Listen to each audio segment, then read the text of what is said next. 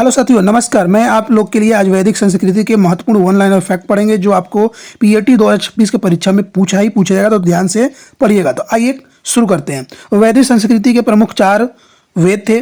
सबसे प्राचीन वेद ऋग्वेद है और ऋग्वेद में 10 मंडल और 1028 सूक्ति हैं।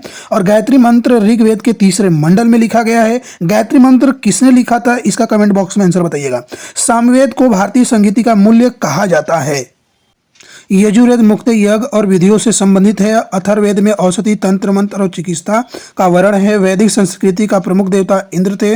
अग्नि को देवताओं और मनुष्यों के बीच दूत माना जाता है। वरुण को जल और ऋतु के देवता माना जाता है, यानी नैतिक व्यवस्था का देवता माना जाता है। प्रारंभिक वैदिक समाज पितृसत्तात्मक था। परिवार का मुखिया गृहपति कहलाता था। और प्रारंभिक वैदिक समाज में वर्ण व्यवस्था कर्म आधारित थी। उत्तर वैदिक काल का वर्ण व्यवस्था जन्म आधारित होने लगी। और वैदिक काल की सबसे छोटी इकाई कुल यानी परिवार थी। सभा और समिति का प्रमुख जनसभा थी।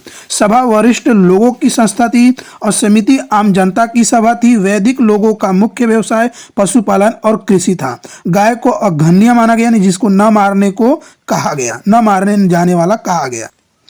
वैदिक लोगों का मुख्य व्यवसाय पशुपालन कृषि था। गाय को अघन्या यानी जिसे मारा न जाए कहा गया। वैदिक समाज में गौ संपत्ति को धन का प्रतीक माना जाता था। ऋग्वेदिक वैदिक काल में लोहे का ज्ञान नहीं था। उत्तर वैदिक काल में लोहे का श्याम अयस्क कहा गया है। वैदिक शिक्षा का माध्यम गुरुकुल था। और वैदिक साहित्य के 4 भाग थे: संहिता, ब्राह्मण, आर्य, उपनिषद। उपनिषद दर्शन और ज्ञान से संबंधित था। सतमे जयंती मुकुट उपनिषद से लिया गया है। वैदिक धर्म का मुख्य आधार यज्ञ था। तो ऐसे फैक्ट को याद करने के लिए चैनल को सब्सक्राइब करें, वीडियो को लाइक करें, दोस्तों के साथ शेयर करें। जय हिंद दोस्तों।